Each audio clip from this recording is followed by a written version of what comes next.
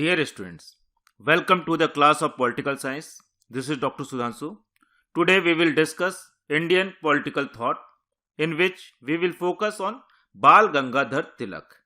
तो आप सभी का स्वागत है पॉलिटिकल साइंस राजनीति विज्ञान के इस क्लास में. आज का हमारा टॉपिक है इंडियन पॉलिटिकल थॉट, भारतीय राजनीति चिंतन, और उसमें हम फोकस करेंगे बाल गंगाधर तिलक पे. तो जैसा कि मैं हमेशा बोलता हूं कि किसी भी थिंकर को, चाहे वो पॉलिटिकल हो, सोशल हो या किसी और स्ट्रीम में काम करता हो, उसको जानने के लिए, उसके विचार को सही कनोटेशन में समझने के लिए और उसके सही इंटरप्रिटेशन, उसके आइडिया का सही इंटरप्रिटेशन करने के लिए हमको उसके जीवन के बारे में जरूर जानना चाहिए. तो फोकस करते हैं बाल गंगाधर तिलक के जीवन से तिलक लाइफ. यहां पे हम उनके जीवन पे फोकस करेंगे. तो जीवन हम समझ सकते हैं. Born on 23rd July 1856, Ratnagiri, Konkan. Konkan का जो एरिया है वो एरिया है महाराष्ट्र में अभी कह सकते हैं. और उस समय ये होता था बॉम्बे प्रेसिडेंसी में, क्योंकि हम देख रहे हैं टाइम क्या है, 1856, ब्रिटिश रूल आ चुका है. और इसी के बाद अगर हम देखें तो 1857 में पहली जो रिवोल्ट है या विद्रोह जो होता है, म्यूटिनी, वो होता है. और उसके बाद पूरी तरह से ब्रिटिश रूल आ जाता है. तो इनके पैदा होने के बाद अगर देखें तो सीधे सीधे भारत जो है लंदन का, इससे पहले ईस्ट इंडिया कंपनी का गुलाम बन जाता है एक तरह से. इसके बाद डायरेक्टली अगर देखें तो एक कॉलोनी या इंपीरियल साम्राज्य बन जाता है ब्रिटिश क्राउन का, ब्रिटिश महारानी का. तो बचपन इनका उसी गुलामी में बीतता है. His father Gangadhar Pant was a teacher and Sanskrit scholar. उनके पिताजी एक संभ्रांत घर के थे, एक टीचर थे, शिक्षक थे, और साथ ही साथ संस्कृत के बहुत बड़े स्कॉलर थे. उसकी वजह से अगर देखा जाए तो बाल गंगाधर तिलक भी संस्कृत पे काफी फोकस करते हैं. वो खुद भी संस्कृत के एक बड़े स्कॉलर बनते हैं. दूसरी तरफ अगर देखा जाए तो brought up in the tradition of orthodoxy. Orthodoxy कह सकते हैं संकीर्ण या कट्टर माहौल में पैदा होते हैं, कट्टर हिंदू माहौल में कह सकते हैं पैदा होते हैं. यहां से इनके जो आइडिया है अगर देखेंगे बाद में, ये जब पॉलिटिकल आइडिया या जिस तरह से रिलीजन के ऊपर हम इनके डिस्कस करेंगे, तो आइडिया जो है बचपन से ही ये प्रभाव इनके ऊपर पड़ता है कि धर्म को अपने आप से या अपनी राजनीति से या दूसरी जो इकोनॉमिक पॉलिसी या किसी भी चीज पे जब वो स्टेटमेंट देते थे तो उसमें कहीं ना कहीं धर्म का इनपुट जरूर आ जाता था. और कई बार ये कंट्रोवर्शियल भी हुआ जब इनका बहुत से लोग जब क्रिटिक करते हैं या जो उनका एनालिसिस करते हैं तो उसमें ये भी आती है एक आइडिया जिसकी वजह से कंट्रोवर्सी में भी रहते हैं. अब इनके पिताजी ट्रांसफर हो जाता है, टीचर होते हैं दूसरे स्कूल में, और due to his father transfer he studied in Pune. पैदा होते हैं कोंकण एरिया रत्नागिरी में, लेकिन पढ़ाई पुणे में होती है. पुणे उस समय काफी अगर देखें तो एकेडमिकली काफी साउंड था. एकेडमिकली साउंड होने का मतलब शिक्षा तो अच्छी मिलती ही थी, लेकिन उस शिक्षा के साथ साथ जो पॉलिटिकल एक्टिविटी है वो भी काफी हो रही थी. स्टूडेंट जो थे वो पॉलिटिक्स में समझने लगे थे. मॉडर्न एजुकेशन की वजह से वो पूरी दुनिया और देश के हालात के बारे में भी समझ रहे थे. और जो थ्योरेटिकल चीजें थी, ऑब्वियसली इंपीरियलिज्म, ब्रिटिश इंपीरियलिज्म को भी समझना शुरू कर दिया कि ये एक तरह से इंपीरियलिज्म है. इससे पहले बहुत से लोग एक शासक की तरह, जैसे पहले के शासक चाहे पेशवा हुआ करे, मराठा हुआ करते थे, या मुगल शासक, उसी तरह से एक ब्रिटिश शासक है. लेकिन बाद में ये चीजें धीरे धीरे जब लोग बाहर से पढ़ के आते हैं और कॉलेजेस के अंदर जब मॉडर्न एजुकेशन मिलती है तो लोग समझना शुरू करते हैं कि ये आपको ये. तो अब हम देखते हैं कि इसके बाद after higher studies he studied law.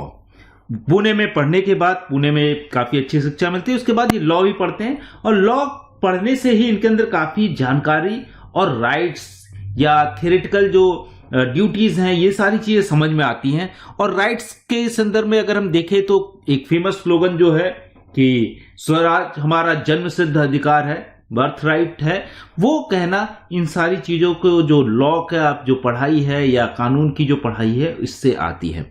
और लेकिन ये लॉ जो है ये उसको यूज नहीं करते. यूज नहीं करने का मतलब ऐसा नहीं कि उसकी ज्ञान को तो यूज करते हैं, उसके पढ़ाई को तो यूज करते हैं, लेकिन as a profession, as a lawyer ये काम नहीं करते। He did not practise law but decided to serve the country. क्योंकि ये कह रहे हैं कि लॉ को अगर प्रैक्टिस करेंगे तो हम जॉब्स में उलझ जाएंगे, लेकिन अभी नीड क्या है, आवश्यकता ये है कि जल्दी से जल्दी देश को आजादी मिले, क्योंकि आजादी की आवाज उस समय तक नहीं आ रही थी कहीं भी। कांग्रेस के अंदर, ऑलरेडी कांग्रेस के अंदर जाते हैं, लेकिन कांग्रेस के अंदर भी कांग्रेस एक ऐसा संगठन नहीं रहता जो आजादी के लिए ओपनली बोल रहा हो। तो यहां पे ये सोचते हैं कि अगर हमने पॉलिटिक्स पे फोकस नहीं किया या देश को आज हमने अपना टाइम नहीं दिया और लॉयर बन के रह गए तो देश का नुकसान होगा। तो अपना पूरा जीवन जो है वो पॉलिटिक्स या देश के लिए समर्पित कर देते हैं। इसके बाद अगर हम देखें तो अब ऐसा नहीं कि सिर्फ एक डेडिकेटेड कार्यकर्ता के रूप में, बल्कि एक इंटेलेक्चुअल, एक विजनरी के रूप में भी ये काम करते हैं। इनके विजन को साथ में मिलता है कई लोगों का, उसमें से सबसे इंपॉर्टेंट जो है Gopal Ganesh Agarkar. He and his friend Gopal Ganesh Agarkar decided to devote their lives for education। अपना पूरा जीवन ये चाहते थे कि एजुकेशन के लिए डिवोट कर दे।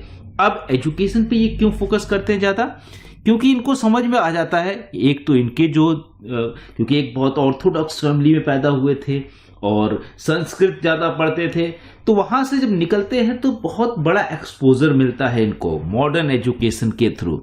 अब वो एक्चुअली मॉडर्न एजुकेशन उस समय जो थी ब्रिटिशर्स द्वारा दी जा रही थी और ब्रिटिशर्स के लिए दी जा रही थी कि ये जो लोग पढ़ के आएंगे वो ब्रिटिशर्स को सर्व कर पाएंगे, लेकिन इनका आइडिया निकल जाता है। अब ये, और गोपाल गणेश अगरकर एक बड़े सोशल रिफॉर्मिस्ट थे, थिंकर थे, जिनसे काफी लोग प्रभावित थे उस समय के महाराष्ट्र के अंदर, जिसमें वीर सावरकर का एक बड़ा नाम आता है, वो भी इनसे काफी प्रभावित थे। तो इस तरह के जो प्रभावी लोगों में से एक ये हैं, और ये लोग एजुकेशन पे फोकस करते हैं। एजुकेशन पे इसलिए क्योंकि एजुकेशन ही अवेयरनेस लाएगी। अब इसमें भी डिबेट है अलग अलग तरीके की कि अवेयरनेस किस तरह की होगी, वो जो इनसे डिस्प्यूट होता है तो उसको, लेकिन अवेयरनेस इतनी बात इनको समझ में आती है क्योंकि एजुकेशन पे जिसका कब्जा होगा, एजुकेशन, मोड ऑफ एजुकेशन कैसा होगा, एजुकेशन में क्या पढ़ाया जाएगा, किस तरह की बुक्स होंगी या टेक्सचर किस तरह का होगा, उस तरह की सोसाइटी भी बनेगी। और दूसरी तरफ ये जानते थे कि आज के समय में, इस समय पावरफुल होने में अगर देखें तो आर्मी या जो फौज है उससे ज्यादा जरूरी एजुकेशन है, क्योंकि यूरोप सडनली बहुत पावरफुल हो गया था। अगर दुनिया के दूसरे रेस्ट ऑफ द कंट्रीज से देखें तो Europe has become more and more powerful that time. क्यों? क्योंकि दे हैड एजुकेशन, उनके पास एजुकेशन थी, they had science and technology, and with the science and technology they are growing rapidly. तो बहुत तेजी से जब पढ़ रहे थे तो ये समझ जाते हैं कि हमारे यहाँ भी एजुकेशन की जरूरत है। अब एजुकेशन कौन देगा, उसमें ये कहते हैं कि अब इंडियंस को आगे आना पड़ेगा एजुकेशन देने के लिए, क्योंकि ब्रिटिशर्स तो अपने फायदे के लिए एजुकेशन को दे रहे हैं। यहां से ही although he thought education is just not enough, ऐसा नहीं कि सब कुछ एजुकेशन से चेंज हो जाएगा, लेकिन बेसिक सीड जो है, बीज जो है, वो एजुकेशन के थ्रू ही डाला जा सकता है। यहां पे इनका अपने मित्र गोपाल गणेश अगरकर से डिस्प्यूट होता है, एक विवाद होता है। गोपाल गणेश अगरकर ये चाहते हैं, या उनका मानना यह है कि वो एजुकेशन के थ्रू अवेयरनेस फैलेगी, अवेयरनेस के थ्रू लोग अपनी लड़ाई खुद लड़ लेंगे, अलग से उनको ट्रेन करना, अलग से अवेयर करने की जरूरत नहीं है, एजुकेशन इज एनफ।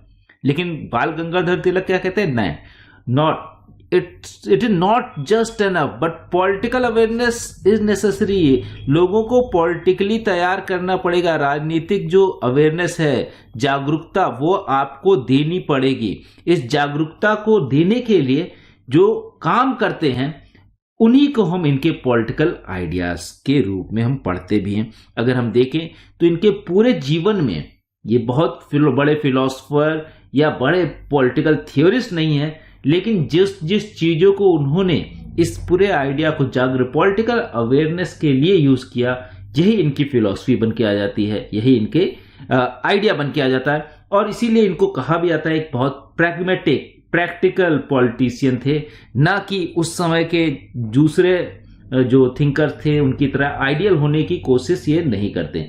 ऑल्दो तमाम सारी चीजें आइडियल है इनकी, ऐसा नहीं कि पूरी तरह से आइडियलिज्म को नकार देते हैं, ऐसा भी नहीं है। तो पॉलिटिकल अवेयरनेस के लिए बहुत से काम करते हैं, जिसमें